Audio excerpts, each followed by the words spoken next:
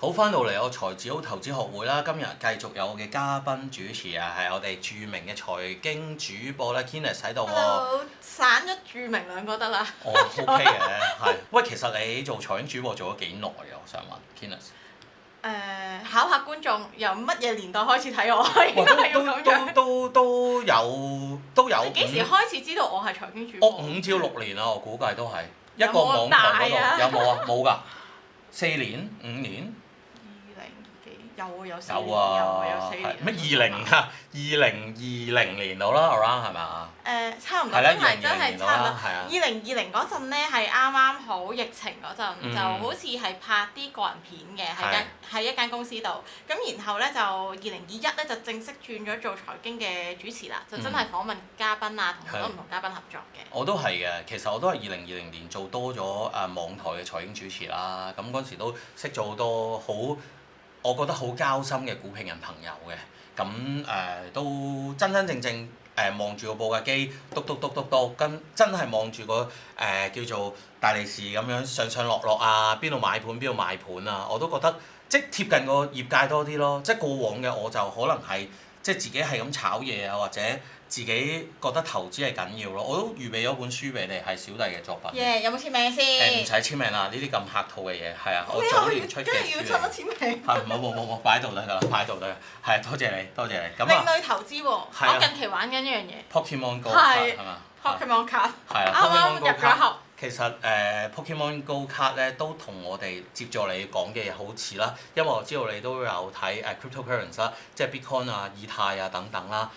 其實對於我嚟講Pokemon Go 卡其實就好可以做到 tokenization 嘅，因為9GAT 嗰間公司啦，我冇記錯2440咧揼咗隻 ETF 出嚟，就係將Pokemon Go 卡去tokenization 跟住再做 ETF 咯。咁我知道有啲叫做幣咧，其實都追蹤住 Pokemon Go 卡。咁我覺得呢件事好 impress 㗎，即係我真心覺得當大家好中意嗰樣嘢嘅時候，點樣由 decentralization 再到 tokenization 呢一個係過往我幾年多少少浸淫喺成個 crypto 圈入邊，我領悟到嘅一件事咯，就唔係淨係話喂 Bitcoin 上 Bitcoin 落Ethereum 上點樣落咁樣 USDT 上跟住買Circle 咁，我從來都覺得你唔係 crypto 人你先會買嗰啲嘢㗎，其實我真心覺得係啊，我唔知你點睇啊。但係其實咧，的確咧，我覺得喺即係尤其是呢1-2年啦，尤其是 RWA 啊等等嘅嘢出咗嚟之後咧，令到好多大家普羅嘅大眾都會接觸多咗 crypto 呢樣嘢，真係普及化咗。以前大家都會好驚掂呢一樣嘢嘅，但係而家其實大家個接受程度，可能 even 老一輩嘅都會識得講呢一類型嘅 ETF，的確係大家好多人知嘅。係啊，咁你當然啦，即係港股又有好多，即係掛住以太或者掛住虛幣嘅，或者掛住。Solana 都有啊嘛。係啦。嗱，我就覺得嗱，即係如果睇緊嘅觀眾朋友，我就講句真心啦，我覺得 Solana 就真係唔好啦。我自己輸得最多嘅幣就係 Solana，真係嘅，因為個鏈塊嘅理念係好好啦，但係實行到就係實行唔到咯。即係佢個 market 啊嘛，最緊要係啊，即係個應用場景有機會係好好㗎，即係佢大嘅理念係好，但係冇 market 就或者冇人炒作或者。件事唔係個焦點所在，鎂光燈唔喺嗰度，個 spotlight 唔喺嗰度就唔喺嗰度咯。咁同埋即係等於係咪好似之前 Meta 咧咁啊搞元宇宙 Metaverse，哇嗰個概念係好好嘅，但係嗰個 spotlight 就真係唔喺嗰度。同埋你個概念好大，突然間會有啲人超車㗎嘛，即係擲位超車啊！即係 AI 咪就係擲位超車贏咗 Metaverse 咯，即係話贏咗元宇宙呢個概念咯。AI 就完整地行贏咗元宇宙啦。咁就等於可能突然間 some days 有啲幣係會突然間行得好過即係係啦，即係呢個我都覺得係大家要去多留意啦。咁當然呢個平台以至我自己嘅身份都係鼓吹大家喺啲守規合法嘅平台嗰度去做一啲虛擬資產嘅投資嘅，係啦。咁我估近呢2年其實都叫做睇得好緊啦。咁當然有啲國際知名嘅叫做虛幣平台，咁我有陣時去睇 F1 都大隻字拉晒花喺架紅牛車隊架車嗰度㗎。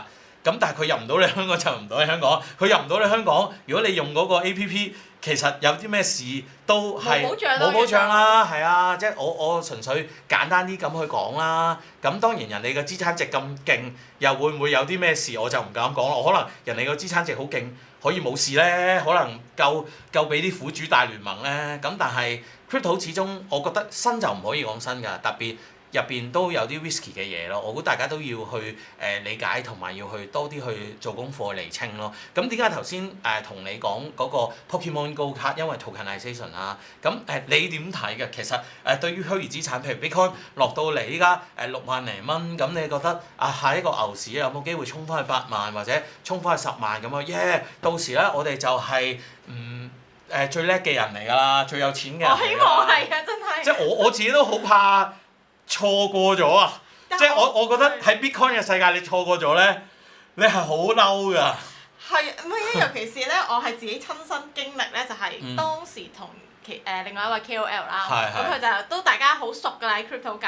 嗰陣做節目咧 ，Bitcoin 係跌到萬幾嘅，咁佢就不斷講加注啦，去買啦。如果嗰陣有聽佢講嘅話咧，我今日應該已經係財富自由咗。咁都未必嘅，嗰陣時我都試過2萬零蚊買 Bitcoin，咁但係你2萬零，不過你要守到先係啦，你3萬零4萬蚊又會走㗎啦嘛。即係我哋呢啲係全方位或者個 portfolio 有好齊集嘅投資者嚟㗎嘛。同埋難聽講，我哋唔夠專一咯，或者八卦咯。即係你好多時候話，不如套翻嚿錢出嚟，嚟緊有隻 IPO 係你抽到就贏㗎喎。定係我哋唔夠信咧？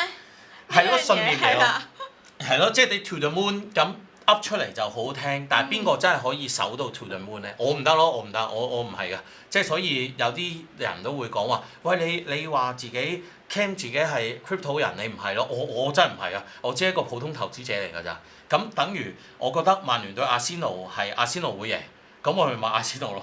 其實我好簡單㗎，我唔會對同財富去違背嘅一個人咯。即係我嘅信念就係唔係同財富違背咯。即係你哋嘅信念係 to the moon，咁大家係冇 shadow 㗎，我覺得。即係你信緊你信嘅嘢，我信緊我嘅信嘅嘢，我冇害你㗎。我哋甚或乎有啲位係可以 cover 埋添㗎。即係譬如 Bitcoin 到10萬蚊，你好開心，我都好開心㗎咁樣。大家其實搭緊同一架車，只不過大家落車點唔同啫，係咪咁樣嘅意思？我哋同一個方向嘅。喂 Candice，我最後想問埋你個問題啦，你自己嘅 portfolio 點樣擺嘅？即係譬如比方説，你喺100萬嘅 cash 啦，你係點樣擺你嘅叫做 portfolio？邊度進取啲又買啲乜嘢？中間又買啲咩？譬如保本啲又會買啲咩㗎？其實我自己個人咧係好保守型嘅投資者嚟嘅，即係我會即係想喺 crypto 入邊分一杯羹，但係可能我嘅佔比其實一定唔會多嘅，可能你真係成個 portfolio 擺10% 等等咧，我覺得已經算係我自己即係覺得可以承擔嘅風險，我會覺得每一日瞓覺都會好安樂咁樣，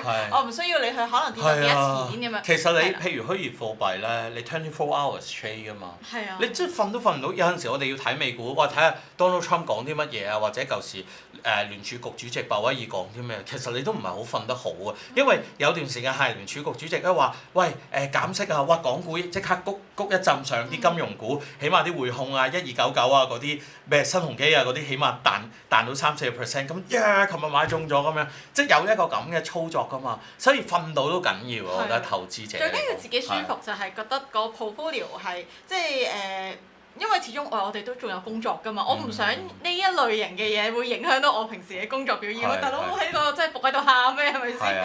咁另外就係可能有一部分就係擺咗 Bitcoin 啦10%，咁有一部分咧多數可能擺咗喺啲美股啦等等啦，一啲收息嘅股份都有嘅。咁可能港股、美股都會擺啲啦。咁有啲可能擺咗某個 percent 就係一啲流動嘅現金啊、定期等等。咁所以咧主要仲有一部分嘅 percentage 就真係短炒嘅，可能某一啲覺得呢一兩日爆升嘅，真係可能就炒個24 hours 咁樣即食嘅，咁呢一類型可能就會幾個 percent 留翻啲 cash 喺度做咁樣。嗱，你頭先講到一個核心就係收息啦。今日咧我財智好咧有一個新嘅 APP 介紹俾大家啦，咁攞晒牌㗎啦 ，Safe 呢個 APP 啊嚇，入邊咧有一個 product 咧幾好嘅，就係叫做收息寶 Max， 不如你又聽下個內容係啲乜嘢啊？市況好波動，投資者如果想穩定收息嘅話咧 ，SAF 嘅全新推出收息寶 Max 通過主動型 ETF 咧多元資產策略啊，目標提供每年8至10%嘅派息啊！並且咧每個月以派息嘅形式咧，為到投資者創造咧持續嘅現金流啦。投資者咧結合咗股票股息啊、期權收入，仲有咧債券票息，仲有黃金期權4大收益嘅來源啦。特別利用咗咧被對認購期權啊，將市況波動咧轉化為收入喎。相比傳統多元化嘅資產基金，收息部 Max 不但可以分散科技股過度集中風險啊，仲將投資者喺波動市入邊咧有機會穩定收息，同時把握長線增長機會添啊！你都想知道更加多詳情，睇下我呢條片下邊嘅 banner， 嘟一嘟個 QR code， 你就可以即時開戶啦。由即日起，新用戶輸入 ODJ26 優惠碼，透過任何資格嘅投資組合進行首次存款，並喺60日嘅鎖定期冇提款就可以獲得最高2500蚊嘅獎賞啊！獎賞嘅內容我再同大家講啦。如果想喺波動市況入邊都可以穩定收息增長，收息寶 Max 幫到你。